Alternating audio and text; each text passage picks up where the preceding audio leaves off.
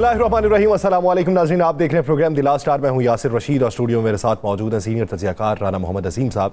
नाज़रीन, मुल्की सियासत में एक बार फिर से मुज़ाकरात की बाज़गश सुनाई देती है, लेकिन हमें ये देखने को मिलता है कि एक तरफ एक बड़ा तबका या एक बड़ा इत्तेहादी पाकिस्तान की तमाम सियासी जमातों को एक मेज़ पर लाने के लिए कोशा है, और इस ज़िमन के अंदर उनकी ख्वाहिशात में से ये है कि टेबल टॉक होनी चाहिए और इस मौके पर होनी चाहिए और किरदार अदा करना चाहिए। और वो कहते हैं कि लीड करें वज़ीर आज़म, जबकि हुकूमती हल्के ही कहते हैं कि मुज़ाकरात नहीं हो सकते, मुज़ाकरात इस दौर के अंदर नहीं होंगे, या फिर वो जवाब बनाते हैं पुरानी बातों को कि वो मुज़ाकरात करना ही नहीं चाहते थे, हम कैसे मुज़ाकरात करें। मुज़ाकरात के लिए पहल हुकूमत की तरफ से होनी चाहिए थी, लेकिन हुकूमत की तरफ से वो संजीदगी दिखाई नहीं दे रही।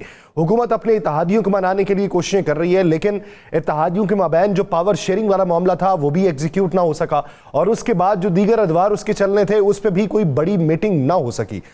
लेकिन ये कहा जाता है कि किसी वफात की वजह से वो मीटिंग नहीं हो सकी। जो गवर्नर पंजाब है उनकी खुश दामन जो है वो इंतकाल कर गई हैं, तो उसको भी जवाब बनाया जा रहा है। लेकिन उसके पसे पर्दा हकायक कुछ और बताए जाते हैं कि पाकिस्तान मुस्लिम लीग नून की तरफ से वैसी संजीदगी दिखाई नहीं दे रही थी जिसमें पाकिस्तान पीपल्स पार्टी को एतराज़ भी था। और इसके साथ साथ आज सेनेट के अंदर वही बात जो पिछले एक हफ्ते से गर्दिश कर रही थी कि सुप्रीम कोर्ट के अंदर जजेस की तादाद को बढ़ाने के लिए तगोदो की जा रही है, और जिस पे सेनेटर जो अब्दुल कादिर हैं उन्होंने एक तहरीक पेश की जिसकी मुखालिफत अपोजिशन ने की। बैरिस्टर गौहर ने यह कहा कि अगर 2 जजेस बढ़ाने हैं तो ठीक है, लेकिन अगर जुडिशल मार्शल लॉ लगाना है तो फिर हम इस ज़िमन के अंदर कोई हिमायत नहीं करेंगे अगर आप 7 जजेस बढ़ाने की बात करते हैं। जबकि सेनेटर अब्दुल कादिर ने तो यहाँ तक कह दिया कि मेरी ख्वाहिश है कि 16 जजेस मजीद सुप्रीम कोर्ट के होने चाहिए। अब उसके अलावा जो मुद्दत मुलाजमत है उसमें तोसी, या फिर उसके साथ साथ उम्र की हद को बढ़ाए जाने के हवाले से जो बातें थी उस पर भी कुछ क्लैरिफिकेशन मंजर यहाँ पे आई हैं। इस पूरे मंजरनामे पे बात करेंगे और आगे चल के लाहौर में बढ़ते हुए जराइम के हवाले से और पुरानी जो गैंग वॉर है उसी का तसलसल अब क्यों देखने में आ रहा है, उस पर भी बात की जाएगी। राना साहब, मुल्की सियासत में जो मुज़ाकरात के हवाले से है, यूसुफ रज़ा गिलानी साहब का शॉर्ट सुन लेते हैं कि उनका क्या कहना है, फिर गुफ्तगू को आगे बढ़ाते हैं। यूसुफ रज़ा गिलानी साहब की गुफ्तगू सुनवाइएगा। मुज़ाकरात हो रहे हैं, बहुत अच्छी बात है। नेशनल इंटरेस्ट पे तमाम पार्टियों को मुज़ाकरात करने चाहिए, बाशमूल तहरीक इंसाफ। प्राइम मिनिस्टर को लीड लेनी चाहिए, वो इनिशिएटिव मुल्क की सिक्योरिटी और सेफ्टी के लिए तमाम जमातों को अपने इख्तिलाफात भुलाकर एक हो जाए। ये तो है पाकिस्तान पीपल्स पार्टी की राय, लेकिन दूसरी तरफ पाकिस्तान मुस्लिम लीग नून की राय क्या है? ख्वाजा आसिफ साहब का क्या कहना है इस ज़िमन के अंदर, और एहसन इकबाल साहब का क्या कहना है, वो भी ज़रा मुलाहिज़ा करें। इमरान खान साहब और उनका तर्ज सियासत, उसके साथ मुज़ाकरात उस वक्त तक नहीं हो सकते जब तक कि वो 9 मई के ऊपर कौम से और हमारे कौमी सलामती के इदारों से माफ़ी नहीं मांगते। 9 मई पाकिस्तान का 9 सितंबर था। आप चाहते हैं कि मुज़ाकरात भी PTA के साथ होने चाहिए या नहीं होने चाहिए? जी जी, आप हक में नहीं है। मैं नहीं चाहता, ये ख्वाजा आसिफ साहब का कहना है और एहसन इकबाल साहब का कहना है कि 9 मई के हवाले से वो माफ़ी मांगेंगे तो फिर सोचा जा सकता है। राना साहब, डायलॉग के हवाले से क्या कोई पेशरफ्त हो रही है? बिस्मिल्लाहिर्रहमानिर्रहीम, अस्सलातु वस्सलाम अलैका या सय्यदी या रसूल अल्लाह, अस्सलातु वस्सलाम अलैका या सय्यदी या हबीब अल्लाह, ताजदार ख़त्म नबूवत जिंदाबाद जिंदाबाद। बात यह है कि यासिर साहब, किस मुज़ाकरात की आप बात कर रहे हैं? मुज़ाकरात के हवाले से मैं आपको ब्रेकिंग न्यूज़ देता हूँ ना। ये सारे बैठ के असम्बली में, जिस पार्लियामेंट को आप देखते हैं ना जी, अगर उस पार्लियामेंट की कार्रवाई को देखें तो ये मुज़ाकरात क्या, मुझे वो पार्लियामेंट ही नहीं लगती। मुज़ाकरात तो बड़ी दूर की बात है ना, जहाँ पे अवाम की बात नहीं हो रही, जहाँ पे पाकिस्तान की बात नहीं हो रही, जहाँ पर ज़ातियात पे सिर्फ हमले हो रहे हैं, जहाँ पर सिर्फ हुकूमत ने इमरान खान एक नाम रटा हुआ है और अपोजिशन ने एक नाम रटा हुआ है, बस इसके अलावा कोई काम नहीं हो रहा। क्या मुज़ाकरात के लिए एक मीटिंग नहीं हुई? क्या ये मीटिंग हुकूमती इत्तेहाद के सबसे बड़े अहम तरीन ज़िम्मेदार की ख्वाहिश पर नहीं हुई? क्या इस मीटिंग में 6 लोग शामिल नहीं थे? क्या इस मीटिंग में यह तय नहीं हुआ कि जनाब इस मामले को आगे बढ़ाते हैं, अगले दिन का टाइम सेट होता है, फिर अचानक से अगले दिन, फिर अगले दिन, फिर अगले दिन, फिर अगले दिन? कौन है जो इस मुज़ाकरात की राह में अचानक आ जाता है और मुज़ाकरात को रोक देता है और सियासी अमल को ताउतल का शिकार कर देता है। मुज़ाकरात तो शुरू हो गए थे, एक मुज़ाकरात का दौर हो गया था और उसमें यह मान लिया गया था कि इसके बगैर गुजारा नहीं है, उसमें यह बिल्कुल हर चीज तैयार कर ली गई थी। फिर अचानक से क्या हुआ? फिर अचानक से वो कौन से लोग थे, उनकी तरफ इशारा आपने सुना नहीं महमूद खान अचकज़ई साहब का, कि फिर पीछे से छुरियां मारी गई, अचानक से छुरियां मारी गई, सुना ना आज आपने जी। तो फिर आपको समझ आ जाना चाहिए ना, एक मुज़ाकरात का राउंड हो गया था, फिर उस राउंड के बाद अगले राउंड ना हुए हैं, ना होंगे और ना कोई होने देगा। नंबर एक तो इस बात को ज़हननशीन कर, जहां पे मुज़ाकरात होने होते हैं वहां पर ऐसी तरामीम, ऐसी करारदादें नहीं लाई जाती। जहां पे मुज़ाकरात होने होते हैं वहां पर कुछ ना कुछ लोगों को कहा जाता है कि जबाबंदी करो। यहां पे नहीं हो रही जबाबंदी, यहां पर फॉरवर्ड ब्लॉक बनाने के लिए लोगों से राब्ते हो रहे हैं, यहां पर एक दूसरे को नीचे गिराने के लिए अपनी ख्वाहिशात की तकमील हो रही है। आप कहते हैं कि मुज़ाकरात एक हो चुके हैं भाई, आगे मुज़ाकरात हुए हैं, ना होंगे, ना मुझे होते नजर आ रहे हैं। नंबर एक। नंबर दो, इस बात को ज़हन नशीन कर लें कि अब तो गेम किसी और तरफ जा रही है। किस तरफ? अब तो गेम जा रही है, क्या एक मीटिंग नहीं हुई? मैं फिर ये इसलिए कह रहा हूँ कि अगर मेरी बात गलत है तो कोई हुकूमती तर्जमान बिल्कुल प्रोग्राम देख रहा है तो इसकी वजाहत कर दे। क्या ये बात नहीं हुई कि 1, 2, 3, 4, 5 बल्कि इससे भी ज़्यादा क्या मीटिंगें नहीं हुई जिसमें नाम दिए गए? जनाब ये 45 नाम हैं, हमने इन 45, मैं तादाद पूरी बता रहा हूँ यासर साहब, 45 हमने इन 45 नामों से राब्ते मुकम्मल कर लिए हैं आउट ऑफ 93। जी, अच्छा, हमने इन 45 नामों से राब्ते मुकम्मल कर लिए हैं। ये 45 नाम में एक फॉरवर्ड ब्लॉक बनाएंगे, हम इन्हें कानूनी तहफ़्फ़ुज़ हासिल देंगे, इलेक्शन कमीशन से कानूनी तहफ़्फ़ुज़ लेकर देंगे और यह आप हमारा भरपूर तरीके से साथ देंगे और हम 2/3 अक्सरियत से अपने कवानीन को पास कराएंगे और फिर जो चाहेगा वो करेंगे और 5 साल क्या फिर अगले 10 साल भी हुकूमत हमारी होगी। ये ख्वाब बहुत से लोग नहीं, वो सिर्फ राणा साहब वो क्या डिजिट ही बताया गया या बाकायदा नाम भी बताए गए लोग? बाकायदा नाम बताए गए। अच्छा, एक शख्सियत को नाम पेश किए गए और कहा गया कि बहुत जल्द आपकी मुलाकात करा देंगे। लेकिन आपको मजे की बात बताऊं,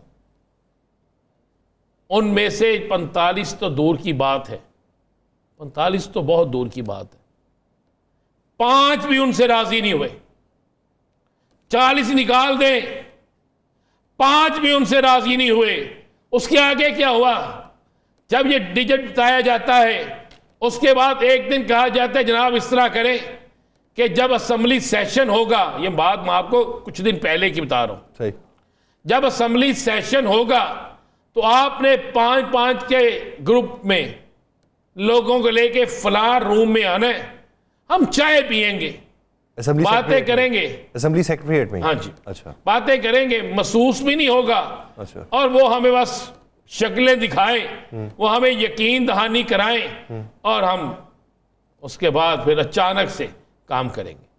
कागजात तैयार हो जाते हैं, अच्छा, कानूनी मशावरत मुकम्मल हो जाती है। ठीक, लेकिन बदकिस्मती देखें, उन्हें यह नहीं पता होता कि जिसको वो फॉरवर्ड ब्लॉक बनाने जा रहे हैं वो इनको पागल बनाने जा रहे हैं। वो बाकायदा इनको पागल बनाते हैं, वो बाकायदा इनके साथ खेलते हैं, वो अपनी हर बात अपनी लीडरशिप तक लाते हैं और प्री प्लान इनको अपने बजाय इनके जाल में बसने के अपने जाल में बसाते हैं। और जब इनके पास ये वक्त नहीं रह जाता, जब इनके पास कोई दूसरा रास्ता नहीं रह जाता, जब इनके पास कोई ऐसी चीज नहीं रह जाती कि अब किस तरफ टक्कर मारेंगे, फिर जाके वो इन्हें कहते अस्सलाम वालेकुम भाईजान, तुसी इधर थे असी इधर। बात समझेंगे रियासत साहब, क्या ये नहीं हुआ?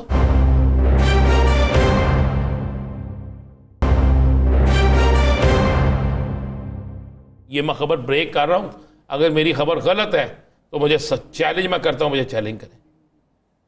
उसके बाद तो ये भागे हैं दूसरी तरफ मौलाना साहब की तरफ। और मौलाना साहब का भी आपको बता दूं, अगर जमीयत उलमा इस्लाम पीपल्स पार्टी का साथ देती है तो सिंध वाले नाराज हो जाएंगे। यासर साहब, इनके ना इलेक्शन हो रहे हैं, इंटर पार्टी इलेक्शन, जी, वो इन्होंने मोहलत भी मांगी उसकी। उसमें अब जिक्र ये हो रहा है कि अगर KPK और बलोचिस्तान और सिंध में हमने आइंदा इलेक्शन में अगर अचीव करना है तो हमें तहरीक इंसाफ के साथ चलना होगा या उनकी हमायत लेना होगी, उनको हमायत देना होगी। अगर ये मुस्लिम लीग नून या पीपल्स पार्टी के साथ जाते हैं तो इन्हें इतनी शदीद मुज़ाहमत का सामना करना पड़ेगा। नून लीग के साथ जाने से KPK, पीपल्स पार्टी के साथ जाने से बलोचिस्तान और सिंध। याद है आपको मौलाना साहब ने कहा था कि मैंने इत्तेहाद के लिए जब मियां नवाज शरीफ से बात की KPK में, तो मुझे आगे से बड़े हकारत के साथ उन्होंने जवाब दिया। याद है ना आपको जी। अब सिंध में तो सोमरू साहब पीपल्स पार्टी के खिलाफ स्टैंड लेते हैं ना, बलोचिस्तान में वो पीपल्स पार्टी के खिलाफ खड़े हैं, KPK में नून लीग उनके साथ हाथ करके हुई है। अब मौलाना साहब दरमियान में खड़े हैं। ये जो बातें चल रही हैं ना, इत्तेहाद हो गया, इत्तेहाद हो गया, ये इत्तेहाद नहीं है यासर साहब, ये कुछ और होगा। मैं आपको ये अंदर की खबर दे रहा हूं, अंदर की। इनकी तंजीमें चाहती हैं मुस्लिम लीग नून पीपल्स पार्टी नहीं, तहरीक इंसाफ। कुछ लोग चाहते हैं जनाब चले हुकूमत में चले जाए, हुकूमती तालाब इक़्तिदार के तालाब में कुछ देर मज़े ले ले, लेकिन ये इस्तिवा होना नहीं। मैं आपको एक दूसरा, यासर साहब मुझे एक बात तो बताएं। जी सर। ये मुश्ताक साहब किसके सेनेटर हैं? जमात इस्लामी के थे। जमात इस्लामी ने की हुआ है, बेचारे पकड़े गए, उनके लोगों के साथ जो हुआ तमाम TV चैनल ने दिखाया। जी। जमात इस्लामी ने एक बयान भी जारी नहीं किया।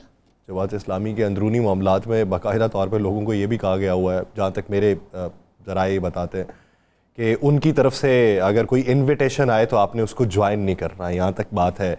और माजी करीब में तो ये भी सुना हुआ था कि शायद मुश्ताक साहब को कोई शो कॉज नोटिस भी उन्होंने जारी किया हुआ है कि आप जमात इस्लामी के अम्ब्रेला के नीचे काम करना चाहते हैं या अपनी NGO वाला काम करना चाहते हैं। उनकी कोई NGO भी है? वो NGO अपनी चलाते हैं। अच्छा। इसी वजह से उन्होंने जमात इस्लामी के अंदर ये हालिया जो तब्दीलियाँ हुई, जब ये अमीर मुंतखब हुए, उन्होंने कोई ओहदा भी नहीं लिया था, तो ये वो अपना वक्त अपनी NGO को देना चाहते थे। लेकिन मैं हैरान हुआ कि बेचारे पकड़े तो गज़ा के मामले पे गए थे ना, तो एक बयान तो आ जाता यार, बयान भी नहीं आया। वैसे भी इनका महीना मुआहदे का पूरा नहीं हो गया यासर साहब? जी। वो एक मुआहदा करके आए थे, ये 45 दिन का था ना। 45 दिन, ये 15 दिन रहने। हाँ जी। तो 15 दिन बाद क्या चंद चढ़ जाना? वो खबर नहीं आ गई राना साहब ऐसे ही क्या आ गई है कि महंगाई जो है वो 9.5 पे आ गई हैं? यार क्या बात है, गलत की बात कर रहे हैं। हमारे वज़ीर इत्तलात ने आज कौमी असम्बली के अंदर ये बयान दिया है, इदारा शुमारियात ने जारी किया है जी कि महंगाई की शरह। वो बैंक है? हैं? ये इदारा शुमारियात कोई बैंक है? हुकूमती इदारा ही है। तो चीज़ें कम कौन सी हुई हैं? ये तो तारड़ साहब को पता होगा, जिन्होंने कहा जी कि तारीख की कम तरीन सतह पे आई सिंगल डिजिट। तारड़ साहब को ले ले लाइन पे, उनसे पूछ ले चीज़ें कम हुई क्या है। चिकन का रेट कम हुआ है, मटन का रेट कम हुआ है, सब्जी का रेट कम हुआ है, बता देना मुझे। नहीं तो खाइए, असी और की खाइए, मिट्टी खाइए। गैस का रेट कम हुआ है, बिजली का रेट कम हुआ है। वो रियायत जो दी है वो, और रियायत ने छोड़ो 2 महीने दी, पूरे 6 महीने भुगतना भी दिया ना सी 200 तो उत्ते यूनिट दो जो हाल होना। शॉर्ट टर्म रिलीफ तो नहीं है ना, पूरे 2 महीने का रिलीफ है। अच्छा मुझे एक बात, चीजें कम क्या हुई?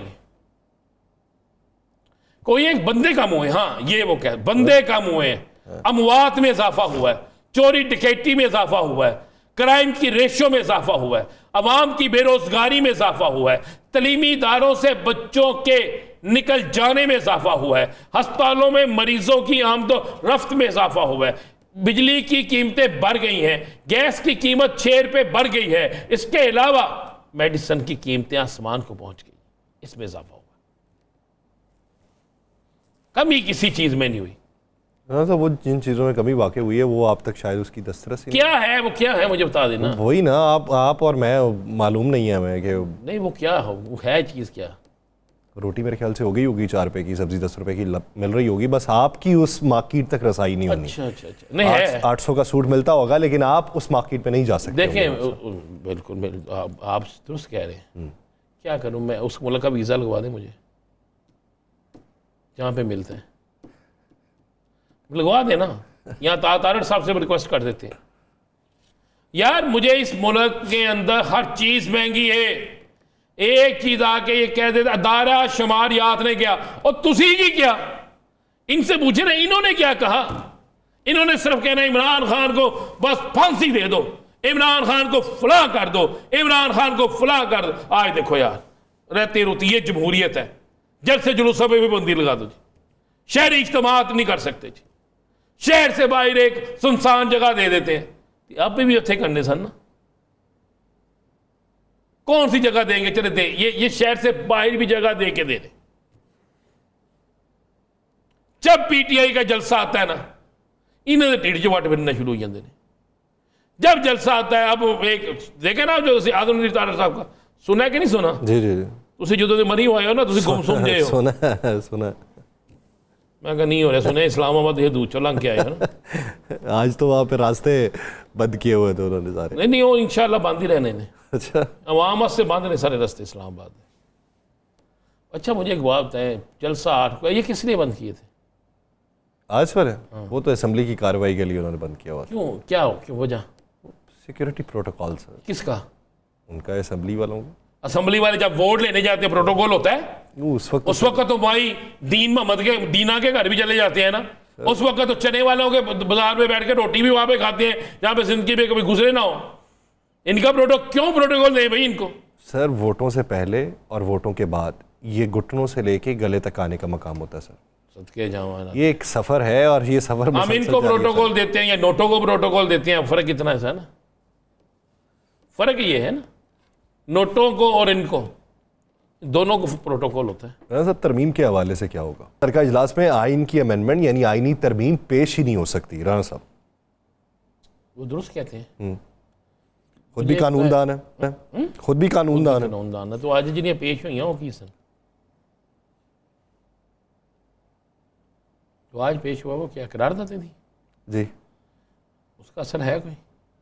वो तो कमेटी को भिजवा दी उन्होंने, कमेटी अभी देखेगी, कमेटी पे भेजेगी। वो अब किस दिन निकलती है, वो कमेटी क्या फैसला करती है, फिर वो भिजवाई जाएगी, फिर उस पर दो वोटिंग चीज़ें आप ज़हन में रखिएगा। 13 दिन 14 दिन जितना कुछ इन्होंने करना है कर ले। 13-14 दिन। हाँ अच्छा, जिस दिन अदालतें बाज़ाब्ता खुल गई, जिस दिन सुप्रीम कोर्ट के मौजूद जजेस बाज़ाब्ता बैठ के छुट्टियां ख़त्म हो गई और उस दिन के बाद इनके पास वक्त नहीं होना,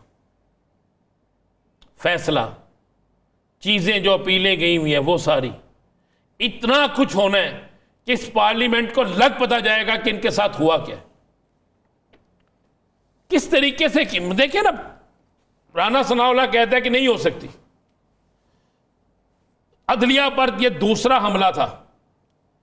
आप जजिस की तादाद बढ़ाना चाह रहे हैं, आप कह रहे 7 जज और रख दो। कल सुप्रीम कोर्ट से अगर ये हुक्म आ जाता है कि जनाब आवाम की तादाद ज़्यादा है और ये आम आदमी तक नहीं पहुंच सकते एक एक हल्के में, तो फौरी तौर पर जनाब 50, 60, 70 MPA MNA और कर दो। ये करेंगे? इनकी तो यह है ना कि अभी जनाब इतने केसेस पड़े हैं, फलां हैं, फलां। करेंगे ये? अपनी मंशा होगी या उसमें कोई चाह नहीं करेंगे ना। सुप्रीम कोर्ट के तो पहले हुक्म थे, मन्ने नहीं, तो अब कैसे मानेंगे ये हुक्म। यहां तो ये सुप्रीम कोर्ट को हुक्म मान लें और सुप्रीम कोर्ट ने हुक्म दिया है कि तहरीक इंसाफ को सीटें दें, देना सीटें, नहीं दी, करें बाकी काम, नहीं करते। तो आप आने देना भाई। बात यह है कि आपने अपनी मनमानी कर ली। आपने जस्टिस तारिक महमूद जहांगीरी वाला जो शोर डाला, तो उसमें फुल बेंच बैठने वाला, फुल बेंच बैठने वाला ना हो गया। जी जी। और भी बहुत सी चीज़ें हैं। मैं तो आज मुझे तो शर्म आ रही है, शर्म आ रही है मुझे, आपको और मुझे ना ये सहाफ़त छोड़ देनी चाहिए। क्योंकि जब हमारे सहाफ़ी तर्जमान बन जाएं सियासी जमातों के और सरकारी नौकरियां पे लग जाएं, आवाज़ अपने हिस्से की वो बुलंद करते रहना चाहिए, अपना हक अदा करते रहिए, चाहे उसके मुकाबले में वो मुकाबला ना हो सके, लेकिन आप उस सफ़ के अंदर ख़ुद को शुमार करते रहेंगे जिन्होंने हक की आवाज़ बुलंद की थी। एक ब्रेक लेते हैं, ब्रेक लेने के बाद सेनेटर हुमायूं मोहम्मद साहब हमारे साथ मौजूद होंगे, कहीं नहीं जाइएगा, स्टे विद अस।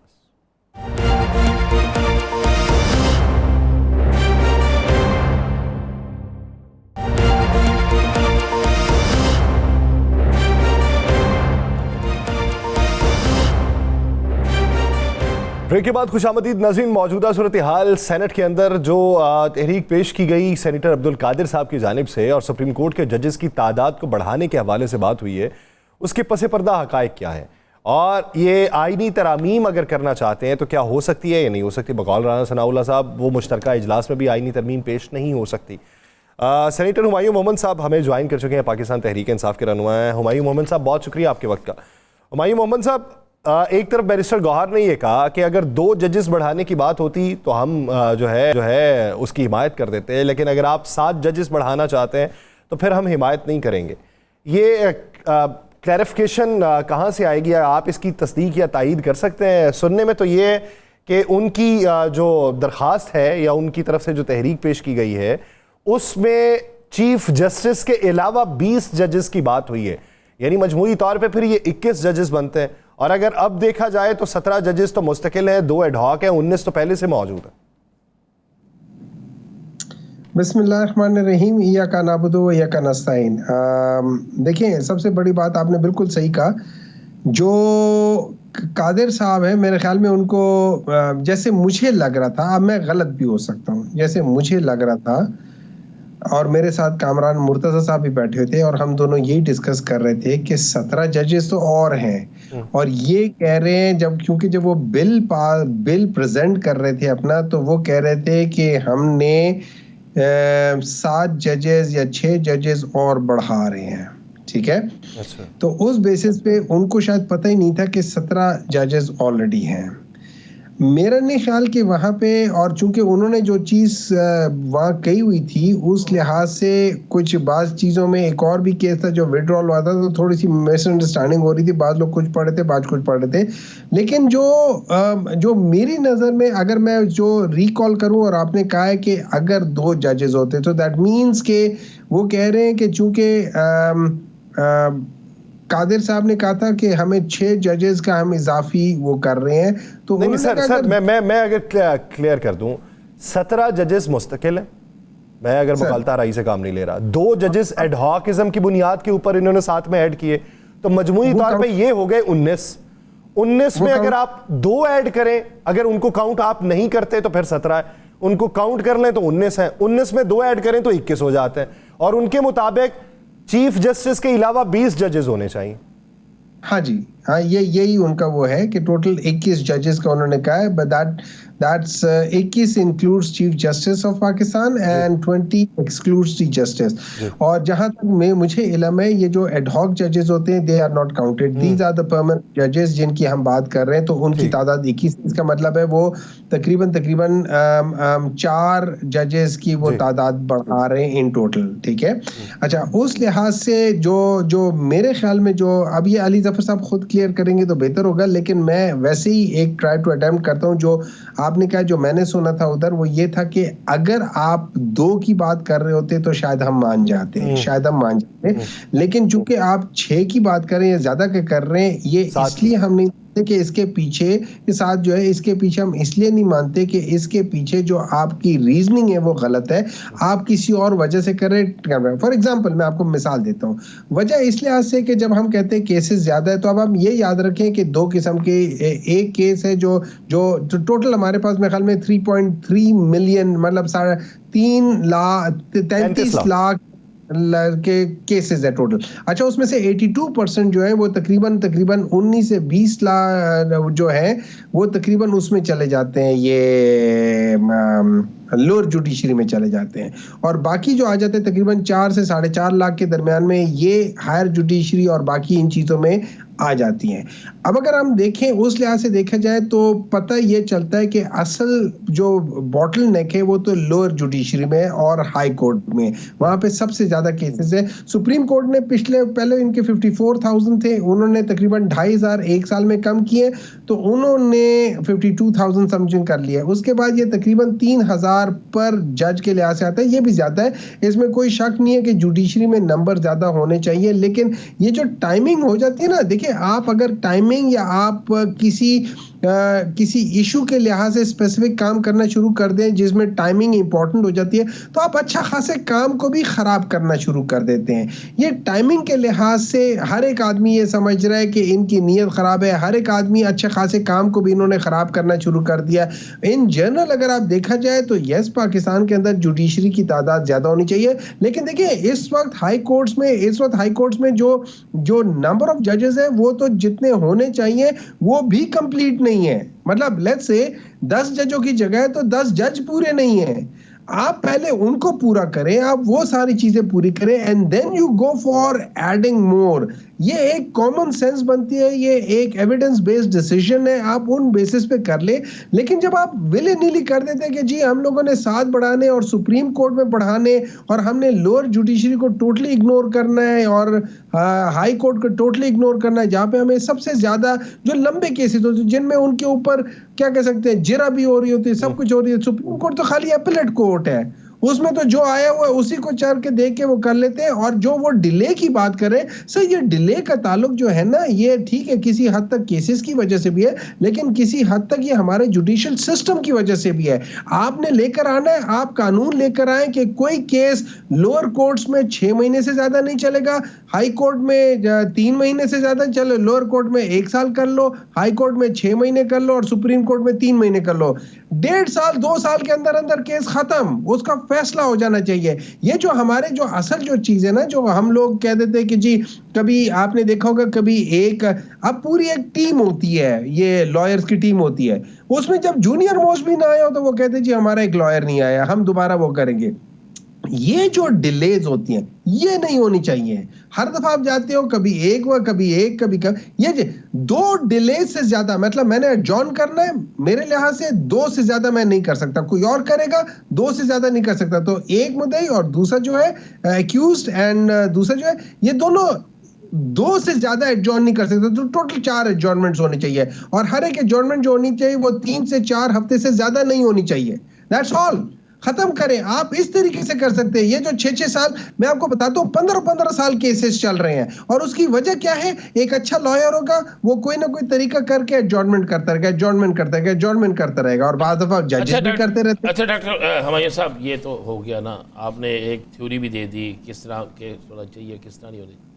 आप समझते हैं कि ये अब्दुल कादिर साहब की पेश की गई करारदाद जो है या पेश की गई तरमीम जो है, इस पे अमल हो जाएगा? देखिए इस तरह है, आईनी तरमीम हो नहीं सकती, आईनी तरमीम नहीं हो सकती। अब जहां तक मुझे अंदाजा है ये आइन मतलब ये कॉन्स्टिट्यूशन के अंदर तरमीम आएगी। अगर तो ये किसी लॉ के लिहाज से कुछ चेंज कर रहे हैं तो फिर उसमें वो कर सकते हैं, तो शायद वो ये कर लेंगे क्योंकि मेजॉरिटी उनके पास है, उसमें कोई शक नहीं है। लेकिन अगर वो आइन के लिहाज से तो फिर ये नहीं कर सकते, क्योंकि नंबर 1 दोनों जो पार्लियामान है, नेशनल असेंबली और सेनेट, इन दोनों में उनको अलग अलग आइदर में से किसी एक में प्रेजेंट करना है। अब ये सेनेट में आ गया तो सेनेट में 2/3 मेजॉरिटी के साथ इसको पास करना है। यहाँ पे उनको जो चाहिए, जो मेन नंबर चाहिए वो उनको चाहिए JUI के। इन प्रिंसिपल जो मेरे साथ कामरान मुर्तजा साहब बैठे हुए थे, जो मुझे उनकी बातों से ये लग रहा था कि वो ये आप कहाँ पे कौमी असेंबली की बात कर रहे हैं? कौमी असेंबली में अगर वो मिल जाते हैं तो आप समझते हैं कि 2/3 हो जाएगी उनकी? नहीं, देखिए सुने, सबसे पहले अब ये प्रेजेंट हुए सेनेट में, तो इसने सेनेट से 2/3 मेजॉरिटी लेनी है, दैट मीन 64 वोट्स लेने हैं आउट ऑफ 64 लेने, ठीक है। अब 64 इनके पास कंप्लीट नहीं है अनटिल अनलेस JUI इनको सपोर्ट ना कर दे, ठीक है।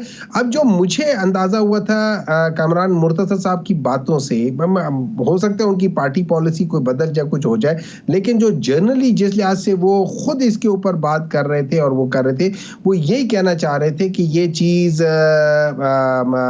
दे विल अपोज दिस बिल, ठीक है। एज ऑफ टुडे जो वहां पे बातें हो रही थी वो यही था कि वो इस बिल के खिलाफ है for the very reason, and there are few other things जो कामरान मुर्तज़ा साहब उस वक्त बोल रहे थे कि इसमें ये प्रॉब्लम है, ये प्रॉब्लम है, ये प्रॉब्लम है, वो सारी चीजें बात कर रहे थे।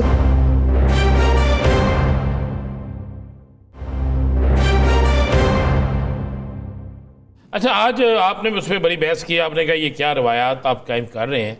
ये जो एक जलसों जुलूसों पर पाबंदी का एक सोच रहे हैं कि शहरों में ना हो, जलसे ना हो, तो इसके लिए ये क्या अचानक से जब आपका जलसा करीब आने लगता है तो अचानक से कोई ना कोई ऐसी चीज़ आ जाती है? देखिए, अब अगर मैं एक थोड़ा सा जरा देखूं, इसमें दो एलिमेंट्स है। एक fundamental right of the political parties and everybody, चाहे जैसे आज अगर कोई और लोग एहतजाज कर रहे हैं, उनका भी राइट है, हर एक शहरी का ये राइट है, हर एक ऑर्गेनाइजेशन का ये राइट है कि वो एहतजाज करे। अच्छा, ये भी मैं मानता हूं कि अगर किसी जगह पे ट्रैफिक तंग होती है, उसको नहीं होना चाहिए। देखिए, ट्रैफिक को तंग करने के लिए आप उनकी डाइवर्जन्स लगा सकते हैं, आप इनको किसी एक जगह पे कर लें और उसके बाद डाइवर्जन्स लगा के, बहुत सारी डाइवर्जन्स है, आप डाइवर्जन्स लगा के बाकी सारा सिस्टम चला सकते हैं। आप इनको, अगर हम मुझसे कोई पूछे, parade ground is a wonderful venue जिसमें वो क्या कह सकते हैं उसे, टैंक चल रहे होते हैं, सब कुछ चल रहे, तो बहुत बड़ी जगह है, वहां पे जाके जलसा करे, हर एक जाके करे, कोई मसला कोई होना नहीं चाहिए। तो इस किस्म की जगह हैं जहां पे कर सकते हैं और वो कर सकते हैं। लेकिन अगर जो उसके जो मेन क्लॉज है वो नंबर 5 है, वो क्लॉज नंबर 5 जो लेकर आ रहे थे उसमें ये किया हुआ था कि इंतजामिया जो है ना, कि अगर ये लोग जो है ना, इनका पास रिकॉर्ड या फलाना रिकॉर्ड, व्हाटएवर जो बहाने उन्होंने डाले हुए हैं PTI को सामने रखते हुए, कि इसके अंदर पुरतशद्दुद एहतजाज हो सकता है, तो उस प्रिजम्पशन पे वो उसको इजाजत ना दे। ये प्रिजम्पशन जो है ना, this is against the spirit of democracy. और उसका कुली इख्तियार इंतजामिया का होगा, ऐसे ही उसका, देखिए, उसका कुल इख्तियार इंतजामिया को दिया हुआ है और basically this is how you can manipulate. मैंने उनको यही समझाया, मैंने कहा देखिए, at the end of the day आज आप कर रहे हो, और ये इससे पहले भी बहुत दफा हुआ है, हम जो किसी के दबाव में, या हम एज अ पॉलिटिशियंस किसी के दबाव में, या किसी की नफरत में, या किसी की जेलसी में जब हम लॉज बना रहे होते हैं ना, तो हमें ये सोचना चाहिए कि क्या हम अपने आप को खोखला कर रहे हैं, क्या हम डेमोक्रेसी को खोखला कर रहे हैं, या क्या हम जो फाशिज्म है, या क्या हम जो डिक्टेटरशिप है, हम उसको स्ट्रेंथन कर रहे हैं। क्योंकि ये याद रखना, हर लॉ पिछली दफा से ज्यादा जब आप प्रेसिडेंस बनाना शुरू कर देते हैं, तो हर एक आदमी अपनी बाउंड्री पुश करेगा। तो जो लोग आपसे ये लॉ बनवा रहे हैं, वो नेक्स्ट टाइम इस लॉ की बाउंड्रीज को पुश करेंगे। अच्छा, मान ले ये लॉ बन गया, मान ले 8 को जलसा हो रहा है, फिर भी जलसा तो हो रहा है जी, इंशाल्लाह वैसा ही जैसे पिछली 2 बार हुआ। देखिए, अगर आप मुझसे पूछते हैं, मैं एक सर, मैं सेनेटर हुमायूं मोहम्मद से बतौर फर्द वाहिद नहीं पूछ रहा सर, बतौर पार्टी रहनुमा पूछ रहा हूं। देखिए, जब पार्टी रहनुमा, तो मैं ये बता रहा हूं ना कि जलसा होगा इंशाल्लाह, ठीक है। मेरा ये नहीं ख्याल कि इस दफा ये जलसा डिले होगा। उसकी 2 वजूहात हैं। उसकी वजह पार्टी लीडरशिप नहीं है, उसकी वजह पार्टी वर्कर्स हैं, उसकी वजह अवाम है। और ये याद रखें, अगर किसी वजह से डॉक्टर हुमायूं या उमर अयूब या बैरिस्टर गौर साहब, अगर इन लोगों ने डिले कर लिया ना, मेरा नहीं ख्याल कि इस दफा वर्कर्स और अवाम डिले करेंगी, वो बाहर निकल आएंगी। आज इसका नुकसान क्या है? नुकसान इसका सबसे बड़ा ये है कि अगर वो बाहर निकल आए और उनको किसी हद तक हम लोग शायद उनको डायरेक्शन दे पाते हो, लेकिन अगर वो बाहर निकल आए हमारे बगैर, तो फिर उनको काबू में करना फिर किसी के बस की बात नहीं होगी। ये चीज स्पिन ओवर हो सकती है इनटू समथिंग एल्स। तो मेरी नजर में इंतजामिया को अकल के नाखून लेते हुए जलसे की इजाजत देते, क्या होगा? अगर हम कहते हैं 10 लाख आएंगे तो हो सकता है 1 लाख आ जाए, तो आप हमें क्रिटिसाइज कर देना। 10 लाख की बजाय 20 लाख आ जाते तो हम अपनी स्ट्रेंथ कर देंगे, आपको स्ट्रेंथ बता देंगे। आप तो ऑलरेडी डरे हुए, जरा ज्यादा डर जाएंगे, जरा ज्यादा सहम जाएंगे। हो सकता है आप लेक्सोट्रिनल की 1 गोली की बजाय 2 गोलियां खानी शुरू कर दें। वो अपनी जगह पर है, ठीक है, लेकिन कम से कम आप पाकिस्तान को एक विशियस साइकिल ऑलरेडी, आप देखिए बंगाली साहब क्या कह रहे हैं, वो कहते हैं कि इनकी डायरेक्शन ही गलत है, इनकी डायरेक्शन इसी गलत है। आप बंगाली साहब की बात कर रहे हैं सर, फिर उसके मुकाबले में तो हमारे वजीर इत्तलात और इदारा शुमारियात तो कहता है महंगाई सिंगल डिजिट पे आ गई। उनको मेरे ख्याल में उनको वो जब जो होता है ना 25 या 30 लिखा होगा ना, तो 0 को डिजिट नहीं समझते होंगे, खाली 3 समझ रहे होंगे। तो मतलब वो क्या, वो किसी बड़े शख्स ने कहा था ना कि एक तो ये बड़े नालायक बहुत है, ऊपर से ये मेहनत भी नहीं करते। अच्छा मायूस साहब, आप कह सकते हैं, हम कहें तो फौरी तौर पे हम पे पीका एक्ट भी आ जाता है और बाकी एक्ट भी आ जाते हैं, लेकिन हम जो दिल की बात होती है थोड़ी बहुत कह तो देते हैं। तो खान साहब की रिहाई का क्या देख रहे हैं आप?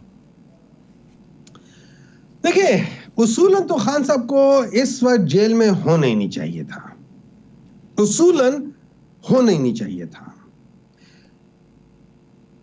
इस बात से ज्यादा मतलब जिस किस्म के केसेस उन पे किए गए हैं, कोई एक केस अपने मेरिट पे स्टैंड नहीं करता। लेकिन ये सब क्या हो रहा है, एक डर, एक खौफ, एक नफरत, एक पर्सनल वेंडेटा, उससे ज्यादा ये कुछ भी नहीं है, उससे ज्यादा ये कुछ भी नहीं है।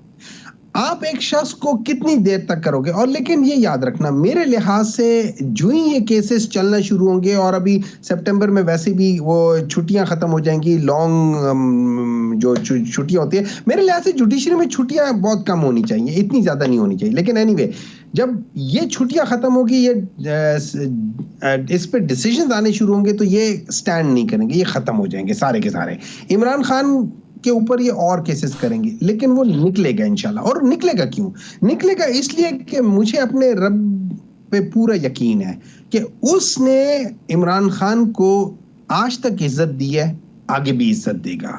ना इन लोगों की हिम्मत है, ना ये लोग कर सकते हैं। और अगर ये याद रखें, मुझे अफसोस इस बात का है कि पाकिस्तान में, अब ये देखें, 9 सेंचुरी से दुनिया के टॉप 5 यूनिवर्सिटीज में एक पाकिस्तानी है जो उसकी टॉप उसके लिए क्वालिफाई कर रहा है और बहुत बड़ा कंटेंडर है। और यहां पे ये लोगों की हालत देखें, मतलब इससे ज्यादा अच्छा, तभी तो अल्लाह ताला ने कहा हुआ है, जो शख्स हसद करता है वो अपनी ही आग में जलता है। और ये लोग इसी एज अ हासिद, ये लोग अपनी आग में जल रहे हैं। इन लोगों को रोजाना मतलब इनके लिए सबसे बड़ी न्यूज क्या है कि मियां नवाज शरीफ साहब ने बाहर निकल के छली खा ली, वो हमजा साहब ने निकल के कुकड़ी खा ली। मतलब इससे ज्यादा इनके लिए कोई न्यूज नहीं है। लेकिन मियां साहब ने ये ना कहे, मियां साहब ने उस दिन 12-13 अफराद के साथ तस्वीरें भी बनवाई, सेल्फियां बनवाई हैं। आप ये देखें, उन्होंने जवाबन ये भी कहा, मियां साहब आपको वजीर आजम देखना है। उन्होंने कहा मेरा भरा नहीं देखने देता। नहीं, वो तो पता है, वो तो बिल्कुल ही बेचारे, वो तो बिल्कुल ही इनका असल मसला ये है कि ये सारे लोग जो है ना, ये डील करते हैं फॉर द गवर्नमेंट, ये अवाम के लिए कोई काम नहीं करते। और मैं एक और मिसाल देता हूं, मुझे एक बात बताएं, अगर आप लोगों का कैमरामैन 1 साल से कोई जो लाइटिंग होती है वो सही ना करे, क्या आपका डिपार्टमेंट उस कैमरामैन को वहां रखेगा? नहीं रखेगा, वो उसको निकाल देगा। मुझे एक बात बताएं, आतिफ मियां साहब कहते हैं 1980 से लेके आज तक इस मुल्क के अंदर सारे फैसले गलत हुए हैं। ये सारे फैसले किन 2 जमातों ने किए हैं? PMLN और PPP। तो अगर इन्होंने 40 सालों में गलत फैसले किए हैं, तो आज ये कैसे सही फैसला कर लेंगे? वही दिमाग है, वही लोग हैं, वही सोच है, वही सब कुछ है। How can they change? They can not change. तो मुझे ये समझ नहीं आती उन सब लोगों पे कि जो फैसले कर रहे हैं, कि हाउ कैन यू एक्सपेक्ट कि वो एक शख्स जो एक गलत काम पिछले 40 साल से कर रहा है, वो आज ऑल ऑफ अ सडन वो ठीक करना शुरू कर देगा? और हमने देखा है कि ये पिछले 3 साल में वो जगह जो पाकिस्तान तहरीक इंसाफ 6.2 जीडीपी पे छोड़ गई थी, इन्होंने माइनस पे ले गए, जिस पे ये चीखे मार रहे हैं कि जी हम CCC माइनस से CCC प्लस पे आ गए हैं। अच्छा, CCC प्लस का मतलब ये है कि अभी भी वेरी हाई रिस्क पर है ये। उससे पहले क्या थे? At the verge of bankruptcy. और यही चीज बंगाली साहब कह रहे हैं, वो कहते हैं बैंकरप्सी के ऊपर हैं और इनकी डायरेक्शन भी गलत है। और वो कह रहे हैं कि ये बचा किनको रहे हैं? ये बचा अपर टियर को है, उसी एलीट क्लास को बचा रहे हैं, जो elite class according to UNDP report कि वो पाकिस्तान के सारे डिसीजंस को कंट्रोल कर रही है। पाकिस्तान की जो इकोनॉमी है वो 1% या 0.1% जो एलीट क्लास है, उसमें पॉलिटिशियंस भी आते हैं, उसमें ब्यूरोक्रेसी भी आती है, उसमें जनरल्स भी आते हैं, उसमें जजेस भी आते हैं। समत गलत है और समत गलत होने की वजह से अगले जो दिन है उसमें परेशानी का सामना करना पड़ेगा और उसके लिए पाकिस्तान तहरीक इंसाफ जो है वो ऐवान बाला और ऐवान ज़री में मज़ामत करेगी। बहुत शुक्रिया। प्रोग्राम का वक्त खत्म हो जाता है, मुझे और राना साहब को दीजिए इजाज़त। आपसे मुलाकात होगी कल। अपना बहुत सा ख्याल रखिएगा। अल्लाह निगहबान।